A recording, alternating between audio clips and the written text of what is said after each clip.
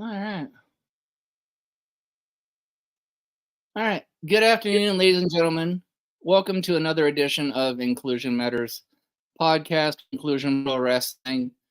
And again, with our fourth day of Colorado wrestling. That's right. We had three lovely ladies on the first three nights with Miss Pandemonium, Miss Hussy Steel, and then the monster, they, them, Cadaver. Tonight, we are joined by Lonnie Valdez. How you doing?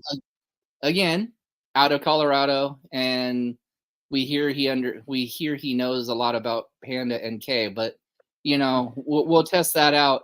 Of course, I'm joined by the host, who is a little bit dressed at least today. At least he's not in a hospital gown, but he's still wearing that stupid maxi pad on his face, and that might be because he's dreaming of his AEW dreams, but his boy, Mr. Orange Cassidy, probably bit off some more than he could chew last night on AEW, and is probably going to get swung 55 times and lose his precious little international title next week. And I wouldn't care, because to me, Orange Cassidy is one of the most overrated wrestlers in the world. So Nah, I don't agree. so again, Thank you. welcome, Mr. Messiah. And I'm hoping your orange juice loving Orange Cassidy not only gets spun 55 times, but he gets spun so far out of the ring that he can't make it. Well, actually, he needs to make it back into the ring so Claudio can pin him for the 1, 2, 3. Well, first of all, thank you for agreeing about Orange Cassidy. I appreciate that. It's kind of been one-sided out here lately. I think he's a phenomenal entertainer and a phenomenal wrestler, first of all. And that's only because you like to play with yourself too, with pocket pool. Easy family show.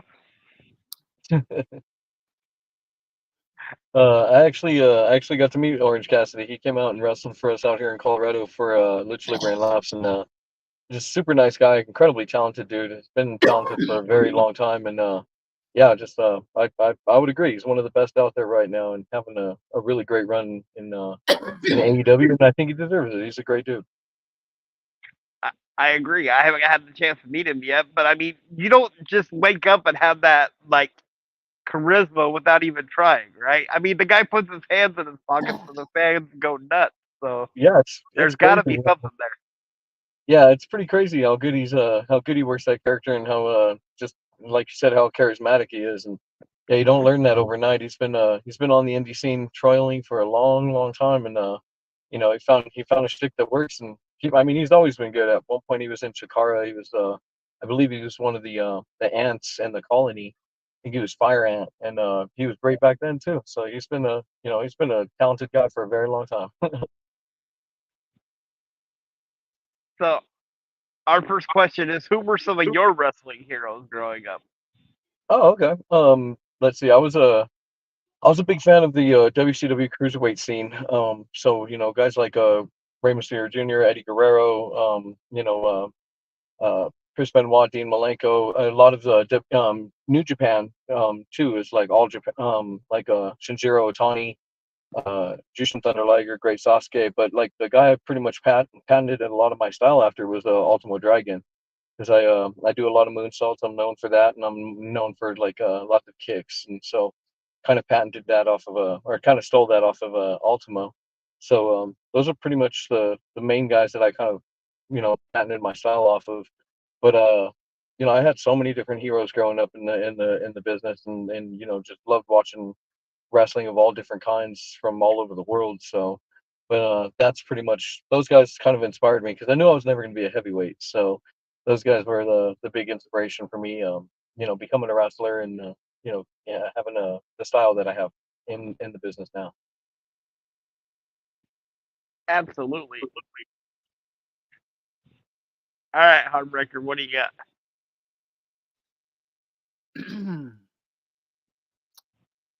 What is your pre and your post match routines?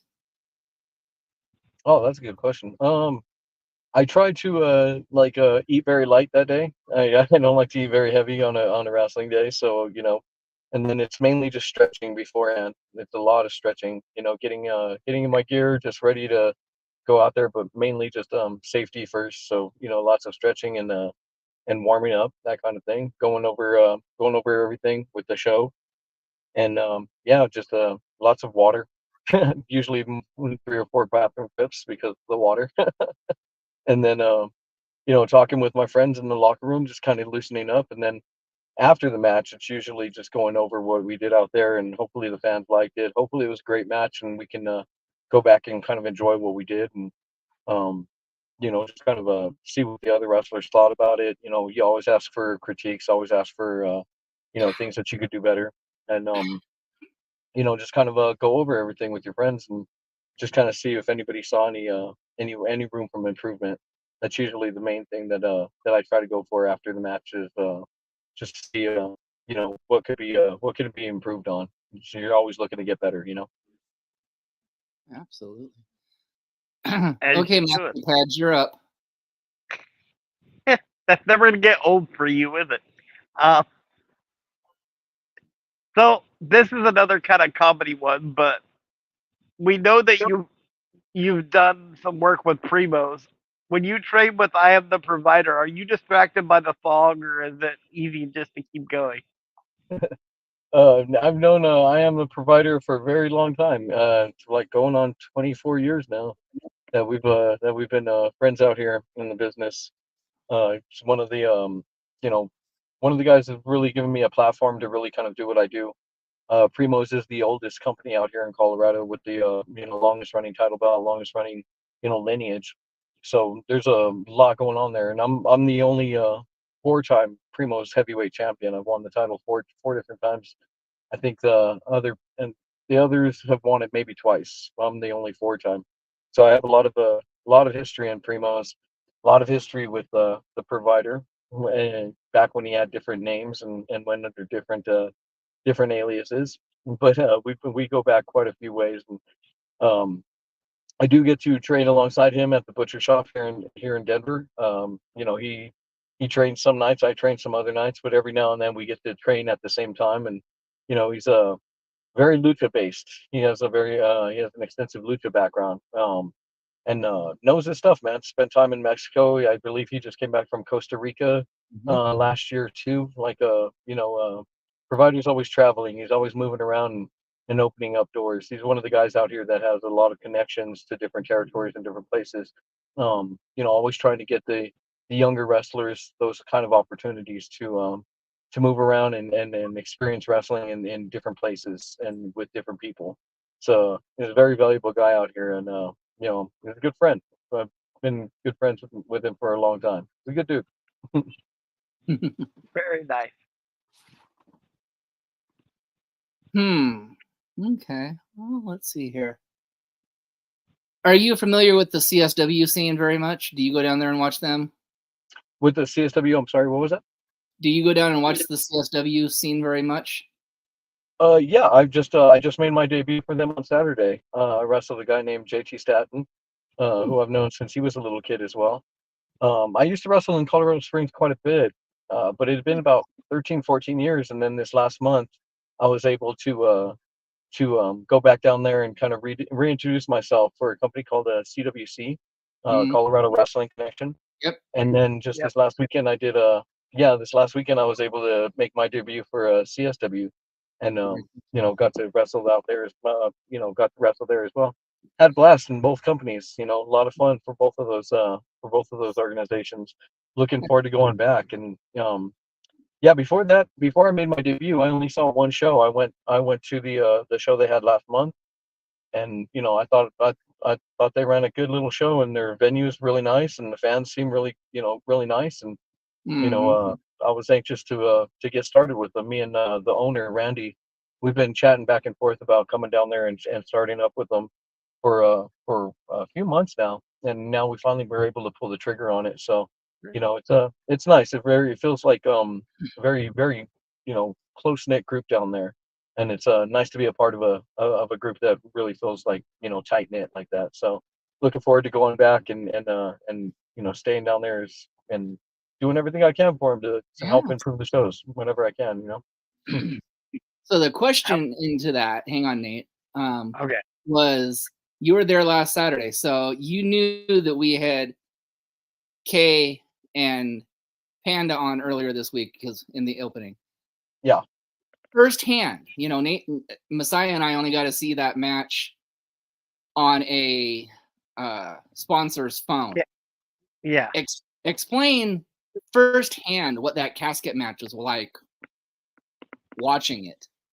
It was a lot of fun. Like Pandemonium, she definitely has a fan base down there, and they really get behind her very strong. So it was entertaining just from that point of view, just seeing how much the fans really wanted her to win and were cheering for her, and they did not like Kay. They did not like Kay at all.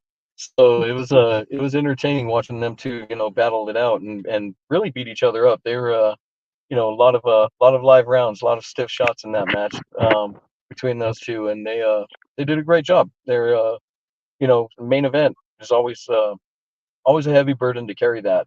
After a long show, I think we had 10 matches on that show, and when you follow that many matches and you're the last card, you're the last one up, you really have to go all out to get the fans to want to come back. That's the main event job, is to sell tickets to the next show. It's the promoter's job to get people in the door. It's the undercard's job to entertain them and throughout the show, and then it's the main event's job to convince them they should come back and buy tickets to the next one, right? Mm-hmm. And I think that they did that. Like it really shined through that they like I said, she's got Panda especially has got a very strong fan base down there, and they love watching her. They get right behind her. She had I think we sold out. Pretty sure we sold out that place that night, and I think every one of those fans were cheering for Panda down there. I don't think one of them was on Kay's team. So No. it was an entertaining match. Very very very stiff, very brutal.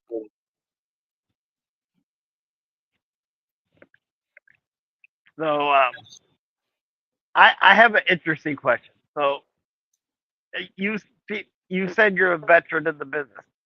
We're doing our own wrestling show on November 25th, and I've opened my mouth and because I'm one of the owners, so I'm gonna get hit with a kendo stick by one of the managers. Any advice for me going into that since I've never done it before? As a promoter, oh man, you need a lot of advice because there's a lot of jobs. Promoter where yeah, I used to promote as well. I had my own company for about 5 years, and you wear a lot of hats when you're the promoter. You're constantly, putting up fires and setting up fires, and putting them out. That's the whole promoter's job. So you just gotta be on the ball with everything. The more preparation you do, the easier night you'll have. So the more you could get done the day before or the morning of, the better it is. It's a preparation game for sure. Got you. Yeah, promoting it's a difficult one because it's a trial of endurance. Really, it's because you got to get out there every day. When I was promoting, I had a full-time job as well, and some of those weeks I was doing 80 hours a week, just 40 hours promoting, 40 hours at work. Got really exhausting very quickly, but I had good partners and good people on my team who were a big help in that area. So that's another thing, is surround yourself with good people who can do good work for you, because it could get heavy by yourself. So having a good support group and a good team around you is definitely a key to not going insane with that job. That's good advice. I appreciate that. Yeah. But you're still gonna get hit with a kendo stick. Yes, I know. I'm still gonna get hit with a kendo stick. That's pretty standard, yeah. This is a lot of work tomorrow. All right, Heartbreaker, what do you got? Yeah.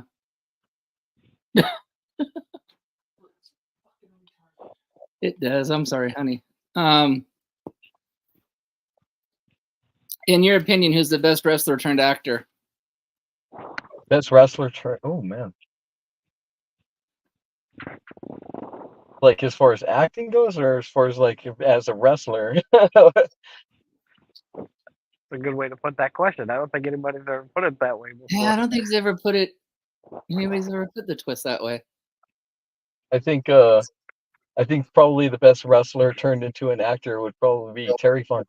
I was a big Terry Funk fan, and he he got to be in quite a few different shows and movies. Roadhouse is probably the one he's known for the best, but he was in a movie called Over the Top with Sylvester Stallone as well. Love that Arm movie. wrestling movie. Yeah, and he did a bunch of he did different TV shows and that kind of thing, and I believe he was in Thunder Alley as well. Mhm.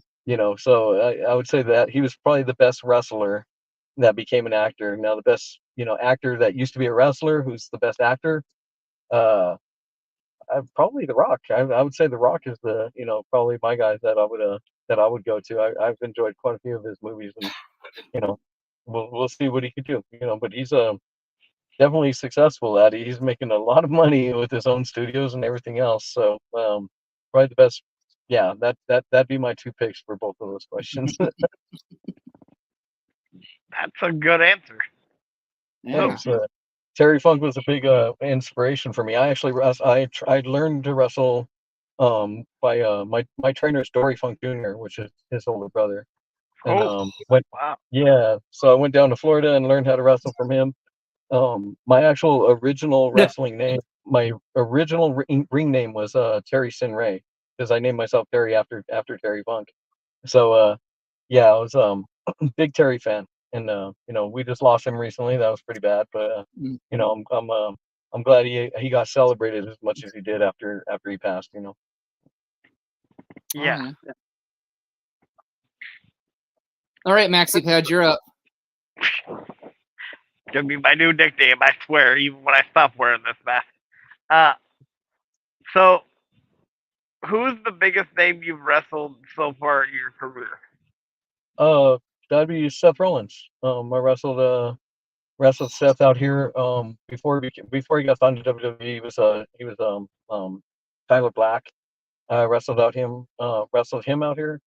But I wrestled quite a few different people. Lucha Libre and Laughs is really good about bringing in, pretty popular wrestlers. I was actually I tag teamed with Shotzi Blackheart in Lucha Libre and Laughs. I wrestled Chuck Taylor and Colt Cabana, a bunch of different guys for Lucha Libre and Laughs. So that's been a pretty popular company for me to wrestle quite a few different people in it. Been able to take but those are just matches that I've had. But been able to do different things with a lot of different wrestlers, guys like took a DDT from Raven, that kind of thing. So yeah, so I would say that I would say the answer would have to be but it would be Seth Rollins. Yeah, it was pretty funny. That story is actually pretty funny because it was a toss up who I was gonna wrestle on that show. It was either gonna be Seth Rollins or Daniel Bryan, and Ooh. Daniel Bryan was on the East Coast, I believe, and Seth Rollins was closer. So his plane ticket cost like $100 less. So that was the determining factor. It was either going to be Daniel Bryan or Seth Rollins, and we got Seth Rollins because he was $100 cheaper. Wow. Wow. Yeah.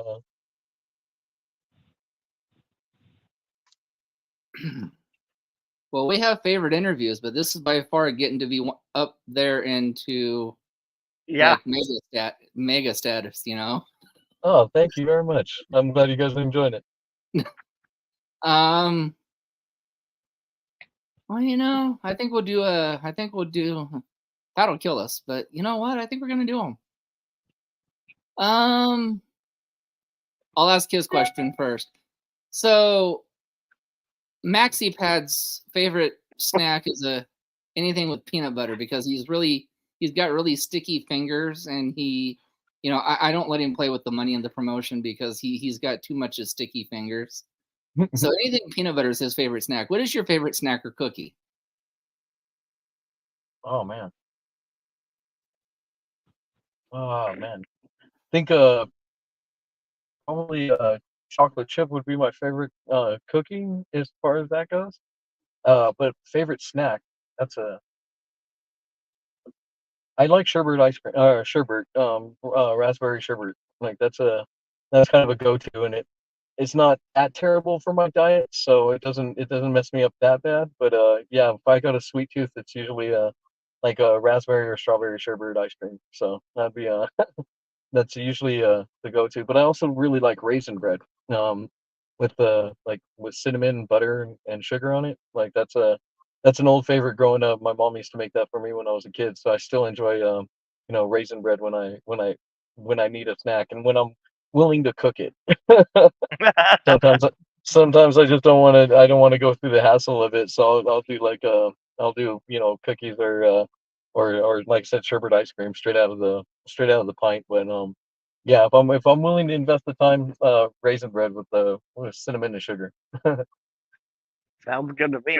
Um, so we ask a lot of top 5 questions, so I'm going to go with the first one. Top Yeah, sure. 5 male wrestlers of all time. That's a very good question. That's a very hard question because like to me like I could literally fill that up with like 50 different wrestlers and any combination of them would be the truth. Um, when I think about like the business though, the most influential wrestlers, the top wrestlers, as far as I could see, but that's like I said, it's different categories. Like who's the most influential, who's the best in ring guys, who are the most had the most impact on the business. There's a lot of different ways you could measure that. Um, Right. I think if you're gonna, take a combination of all that, I think you would have to do, Andre the Giant, who pretty much carried the business on his shoulders for a very long time. Ric Flair, Hulk Hogan. Um, those guys have had all the impact in the world. Shawn Michaels. I would actually replace Shawn Michaels with or replace Hulk Hogan with Undertaker. So it'd be Undertaker, Andre the Giant, Ric Flair, Shawn Michaels, and Eddie Guerrero, who kind of he was the most recent addition to that team where he just influenced the style. I know wrestling changed with his kind of generation. The wrestling style quickened and changed pretty much everywhere after Eddie and the cruiserweight from that time really brought it to the forefront. So and those were all guys that could just do everything. They could cut promos, they could go in the ring and have a 5-star match, they can main event, or they can open the card. Wherever you put them, whatever they did, they were great at it. And Andre was just Andre. He was just a perennial force that kind of ran the business for so long. Any territory in the league, anywhere, if you had issues, you had problems, you were having trouble selling tickets, your territory was dying, you just brought in Andre and fixed the whole situation really quickly. So, and that was pretty much everywhere worldwide, even in Japan. Just wherever he went, he created revenue for everybody. So, business was a lot better shape than it should have been because of Andre. So, I always got to include him on that list. You know. Yeah. That's actually a good list, though, too. Honestly. Okay, so let's continue the top 5, but let's go the top 5 females of all time. Oh man, I'm a big Joshi fan. So like my Miami Toyota, um, like there's so many Joshi wrestlers. I'm a big Akira fan. But yeah, Miami Toyota would probably be my top. She was just next level, like just so good at what she did, and so dangerous and so mean and so just all over the board. So yeah, she would be on there. Let's see. I really think you know, pretty much what Becky Lynch did was very seminal in women's wrestling, kind of setting that standard, and first female to main event WrestleMania, and honestly, the whole main event was kind of built around her, and that had the most buzz for a WrestleMania match. So I think, and it was because of her and that kind of rise to stardom that she had was very impressive. Plus, she could just get it in the ring. She's just good. She's just good wrestling. I think Flair's is really belongs on that list too, just because you know her athleticism and her ability to just go in there and have a great match and work with everybody um, is phenomenal. So I think all of those wrestlers really have to, Medusa was another one. Bull Nakano is another one that kind of stands out too. So yeah, probably Toyota. Um, Toyota, Bull Nakano, Medusa, Becky Lynch, and yeah, and Flair or Sasha Banks. So one of those two would be the fifth one. So yeah, Another great list. thanks. Yeah, I was a big Joshi fan back in the day. So like I used to trade tapes and get tapes from all over the place in Japan and all these other places. And Joshi wrestling was it kind of blew me away because women wrestling out here at the time in America wasn't really like that. You saw little brief clips of it with Medusa and that kind of thing, but a lot of the women wrestlers weren't as physical and weren't as stiff as their male counterparts. But you saw the Joshi wrestlers, and those girls were, you know, twice as stiff as anybody, men or women anywhere. They were just they were so brutal. Aja Kong is another girl that was just, so brutal and so just beat the hell out of everybody in front of her. So I was really impressed with Joshi wrestling from for a long time. So Aja Kong probably belongs on that list as well. So Yeah, I was surprised that Aja Kong never got like signed full time to an American promotion. yeah, Like, she was I know she was with WWE. She ran a little thing with WWE for a little while, but yeah, she definitely wasn't signed to them. I'm pretty sure she was with the Joshi promotions out there. I think AJPW was probably the company she was with, I think, but I'm not 100% sure. But yeah, she was a force, man. She was just so good. Knew how to wrestle. yeah, and the thing is, they give the women's revolution credit for like the Survivor Series women matches, but Aja Kong was in the first women's Survivor Yeah, Series back in the '90s. yeah, Aja and Bull Nakano were just a big foreign, dangerous menace, to Medusa's uh All American USA girl kind of stick. But those girls when they just went all out, man. Like I said, and Toyota is another one who's just revolutionary. Like her matches, just 5-star match, 5-star match, 5-star match, and this is back when here in America, you weren't seeing anything like that from the ladies out here. Sherry Martel was another one who was very in your face, but she wasn't as much of a wrestler as those girls was. She was just a psychopath in the ring, but a very entertaining psychopath. I love Sherry.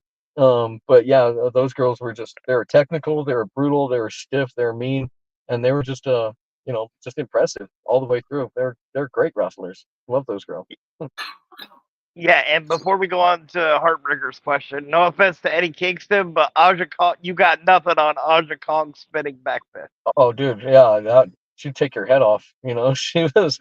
She did not care. I was really like I marked out. I popped really big when I saw um uh, Kong versus Kong, whereas Aja Kong versus and like I think it was before AEW. It was like AEW's first pay-per-view when they brought Yeah, out. Yeah, it was Aja Kong and Awesome Kong in the ring at the same time. That was pretty yeah, cool. I popped for that one myself, so you Yeah, weren't alone on that one. yeah, I lost. I thought that was so cool. That was such a good throwback moment where I was just like, yeah, I was so happy to see that. And I've actually met Awesome Kong. She's just the sweetest, nicest person. You wouldn't she looks so dangerous and mean and just like kill everybody, but like she's so soft spoken and so pleasant to be around. I got to meet her backstage at TNA, and after she went out there and had a really good match, and I walked up to her and shook her hand and was just like, that was really entertaining, that was really good. And she was just so soft spoken. She was like, thank you so much, that's very nice of you, I appreciate the compliment. And I was just like, you look like such a monster out there and such a world killer, and then you come back here and you're just the nicest lady. Like she was great. She was a great lady. Yeah, she was great.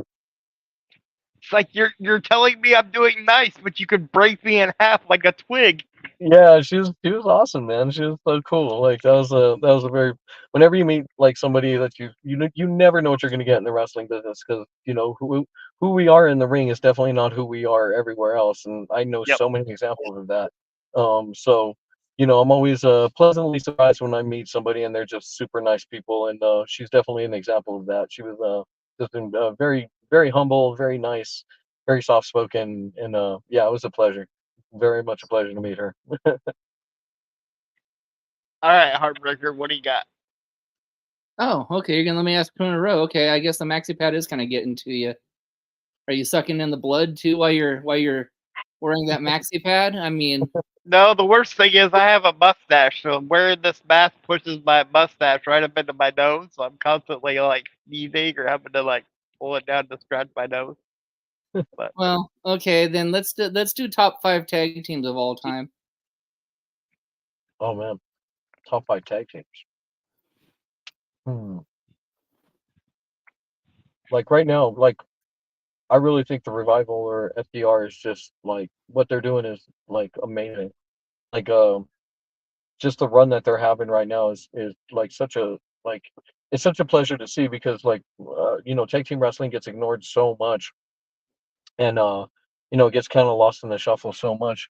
So to see guys like that and the Young Bucks and everybody like that coming up right now and just the Latin Express and the Lucha Brothers, like these guys are like doing some really really cool amazing things. The Usos are doing fantastic in WWE.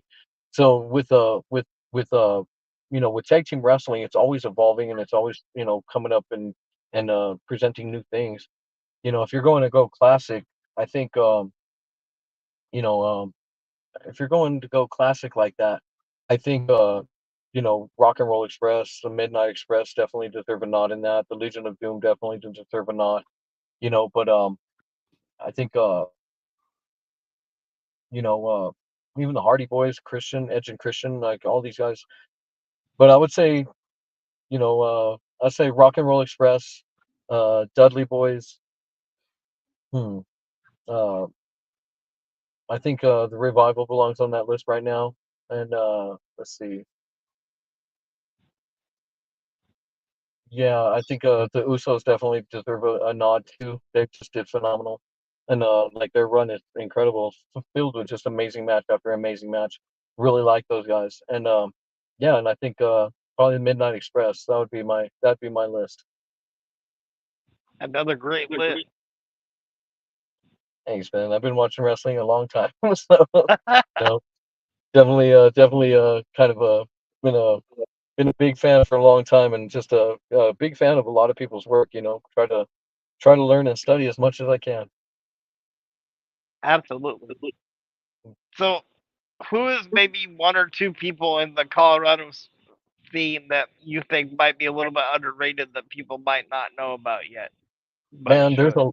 there's a lot. Like Colorado, the talent level in this town is just it's sky high right now.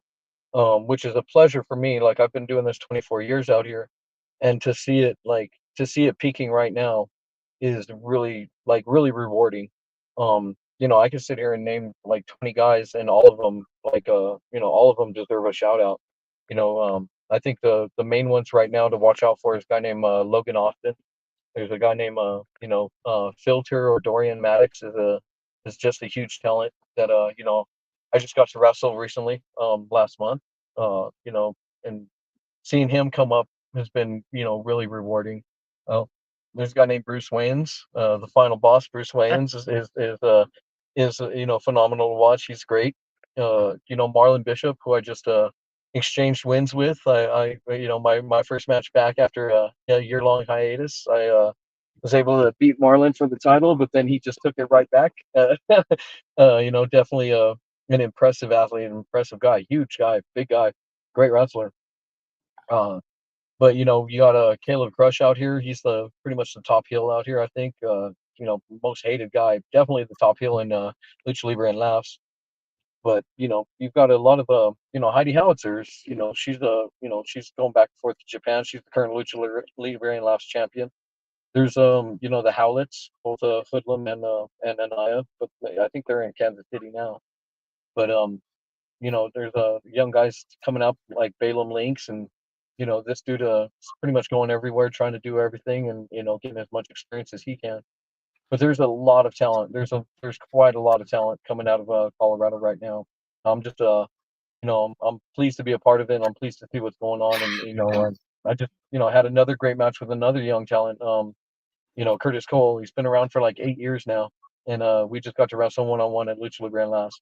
Another great guy. So there's it's wall to wall, man. Like out here, it's pretty impressive to see. Like I said, there's 20 guys. There's about 20 guys that I can name, and I hate to leave anybody out because they all deserve a shout out.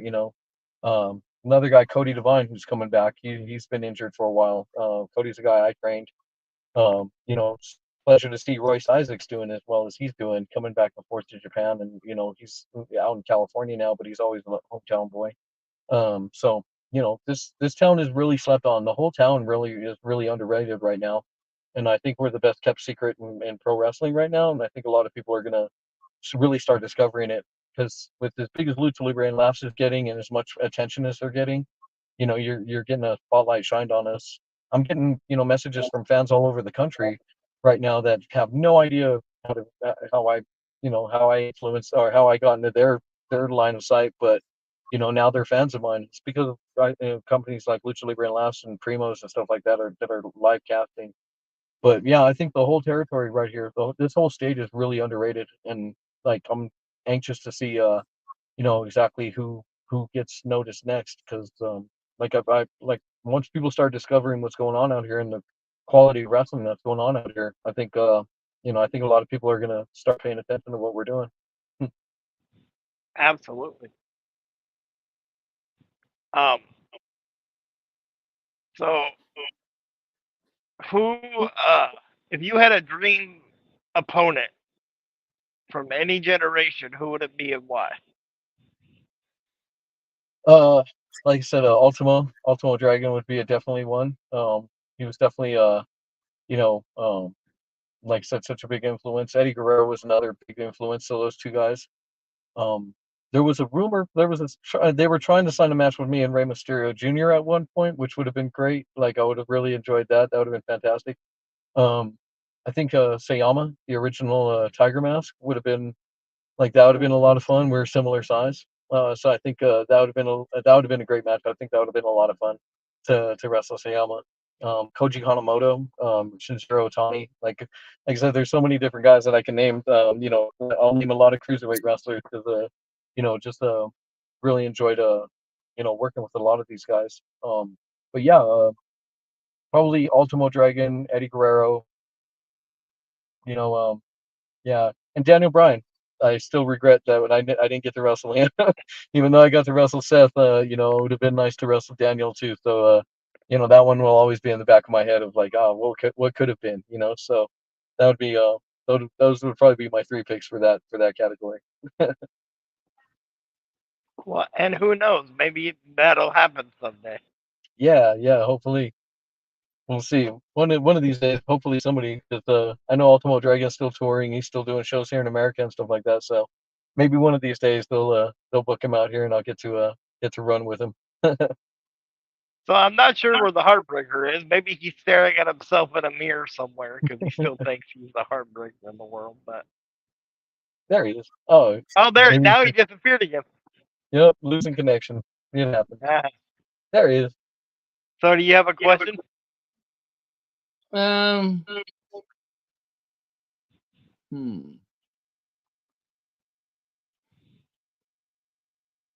Top 5 commentators in your opinion. Top 5 commentary team or commentators? Yeah. I'm really I'm such a big fan of Gorilla Monsoon. Coming up, because he was kind of the voice of wrestling when I was like a little kid, So him and Bobby Heenan were always really really fun to watch do their thing. Jerry Lawler and the King, or Jerry Lawler and JR were always awesome. But honestly, I think my favorite commentary guy of all time would be Joey Styles. Just super entertaining guy, and could would commentate. He'd do a whole show by himself, was knowledgeable of the moves and everything else. He was just a machine out there.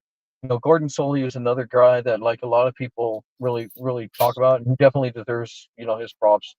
But like his style wasn't necessarily for me. I'm nothing against him, but I was more entertained by more vibrant characters, and think just a little how he described himself, Joey Styles, a little nerd in a suit with glasses, and he was just the I think the loudest persona in as far as that goes. But Gorilla Monsoon, you know, Jesse's Body Ventura was an awesome commentary guy as well. Like him and Gorilla were great. So Huh? yeah, so Jesse, Gorilla, What? um, Bobby Heenan, Joey Styles, and JR. Those would be my top ones. And what was great about Joey Styles was he did most of his by himself, which isn't easy to do. I mean, so No, I've tried to do it a few times just to just trying to play my role and do it here and there. It is a very difficult job. Just the timing that goes along with it is very hard. It was not one of my skill sets. So um but knowing what those guys do is really impressive. We got a really good commentary guys out here in Colorado. Nathan Lund and Sam Talent for Lucha Libre and Laughs. There's a lot of good commentary guys out here, but those guys, we kind of like Lucha Libre and Laughs was kind of built around those guys, and now it's Nathan Lund is he's doing really well. He's appearing in commercials now. He's kind of expanding, and Sam Tellen is just going all around the world right now. Both of them are stand-up comedians that work for Lucha Libre and Laughs, and they're both of them really good guys, and they're kind of who we built who they built the company around early on in Lucha Libre and Laughs. The whole show they didn't book the best wrestlers. They didn't have access to the top wrestlers, so they would book, kind of subpar guys. Some good wrestlers, but a lot of like really not great wrestlers. And the whole show was listening to those guys point out that those were the bad wrestlers. The whole entertaining part. They weren't making fun of wrestling. They were just kind of making fun of like, oh, these guys are not as good as the last guys we just saw, and then definitely not as good as the main event. And so when I started wrestling for them, I would try to throw in like one silly like spot or one silly thing that the commentary team can comment on, because to me they were the stars of the show. They were like people came to see them. I was just kind of the window dressing and just kind of the action that they could talk about. That was kind of the concept for the show for me. That's what I thought it was. And now it's kind of morphed, and now wrestling is like the main attraction of it. But yeah, at the time, like those guys, pretty much carried the show on their shoulders.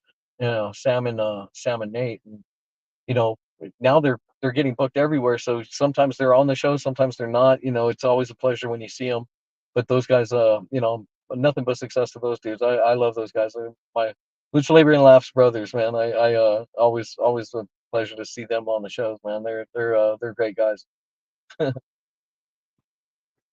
um, so how did your finisher come to be? I know you said you do a lot of moonsaults, but I did a lot of moonsaults. When I first started wrestling out here, I was very much a technical, like a mat-based wrestler.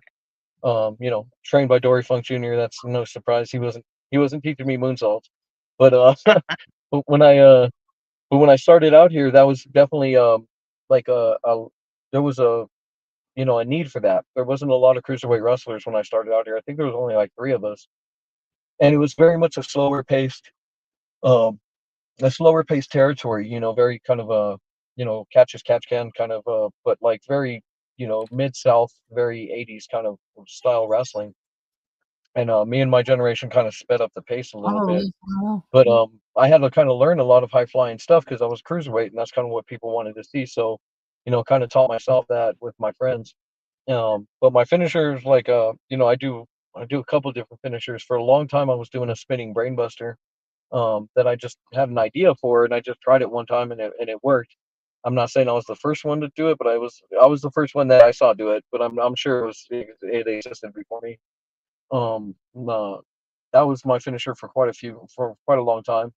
I do a rolling super kick where like I'll roll them backwards onto their knees and do the super kick while they're on their knees. That I used for a long time. I got that idea from a move called a seat belt, where you just wrap around them and go behind them, kind of like a schoolboy, except you wrap around the waist, and that kind of rolls them over into position. So I thought to do that and do a super kick was pretty cool. I've been using the Swanton Bomb like for a few years now because it's a big flashy move and the fans really enjoy it, and like it ends the match on a big kind of exciting thing for them, especially companies like Lucha Libre and Laughs, where uh it's a lot of wrestling fans. They're like dedicated wrestling fans now, but for a long time they were just fans of comedy and they just wanted to go out, and this was a show to go see. So they would come to see us, and you know any kind of move that involved lifting up or jumping or on the top rope, any one of those moves was like a big crowd favorite. Things that go boom pretty much. So I started using the Swanton Bomb specifically for that audience, just to give them a big move to end the match on. So you just kind of got to know your audience and what they're looking for. Some of them like head dropping moves, some of them like kicks, and some of them like high flying stuff. So you just kind of try to do what's best for them and give them the best show. So Absolutely. All right, Heartbreaker, you're up.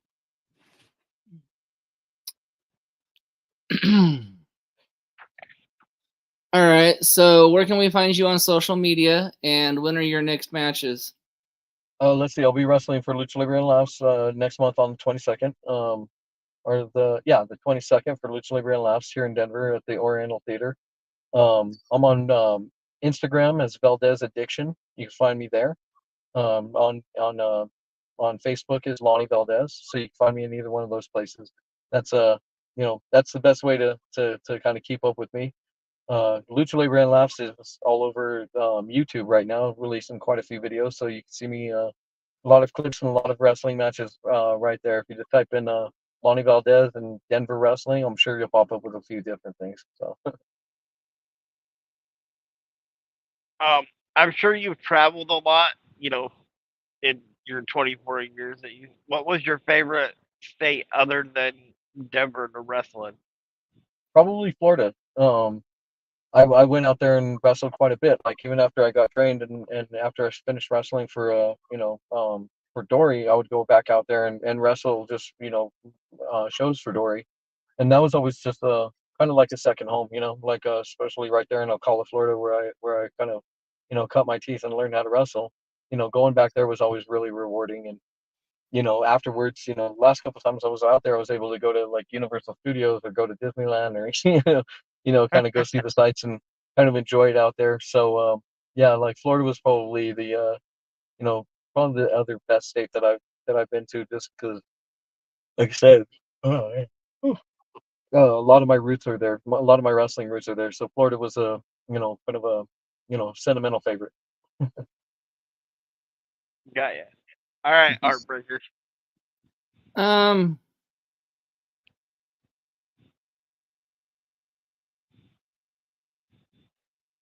hmm.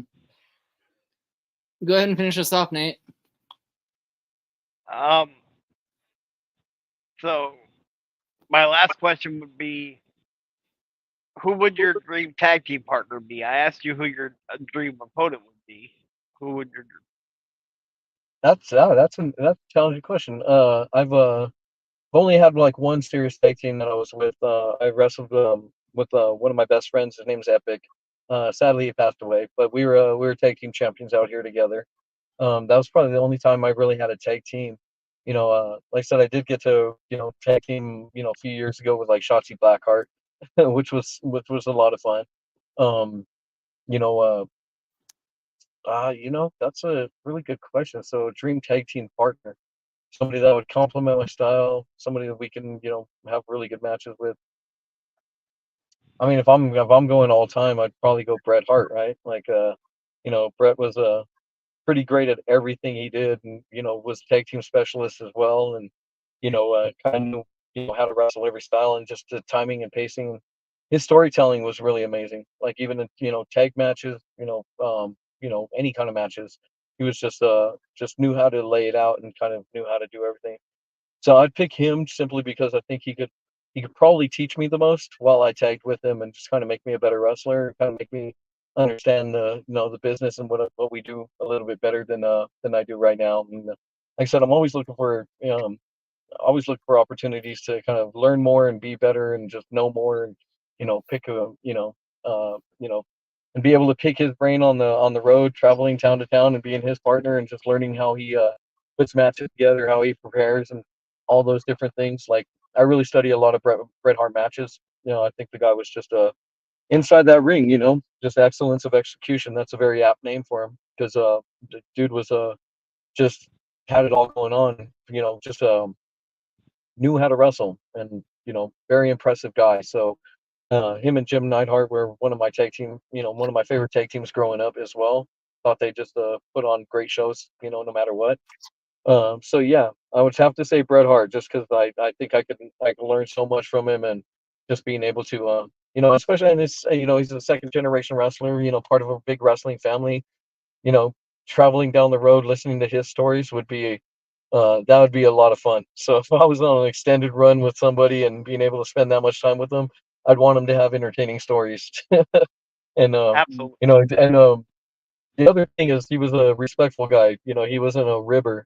You don't want to be a tag team with somebody who's going to be playing practical jokes on you all the time, where you can't sleep right.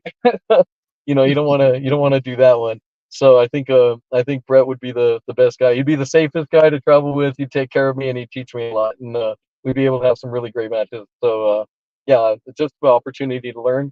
I'd say Brett. Brett would probably be my pick for that one.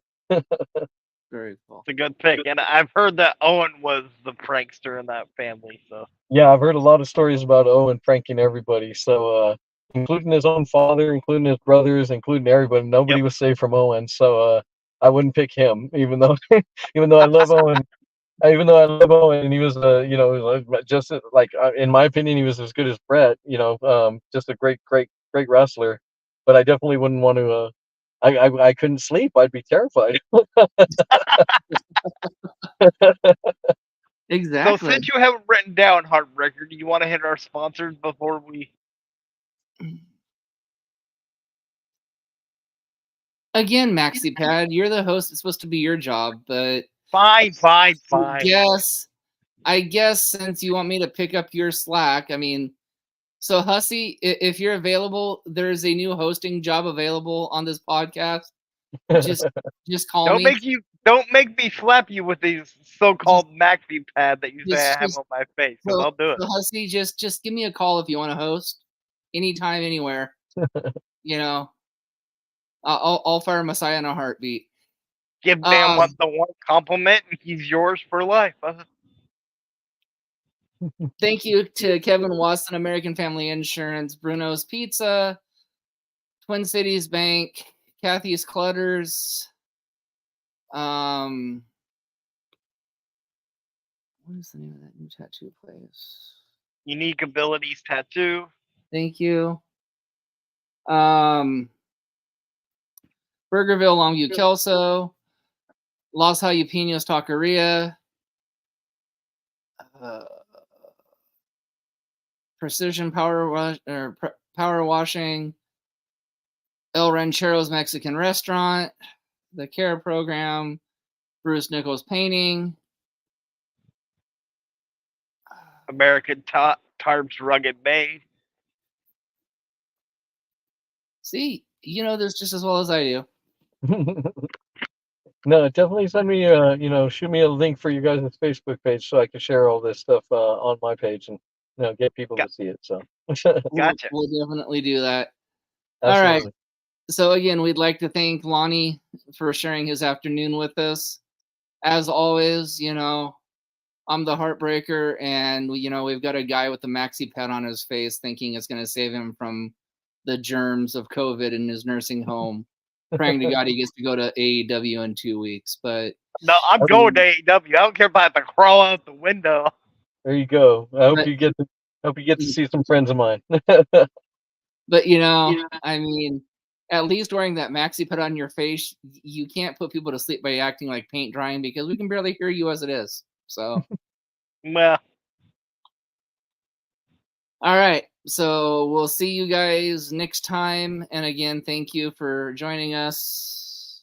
My pleasure.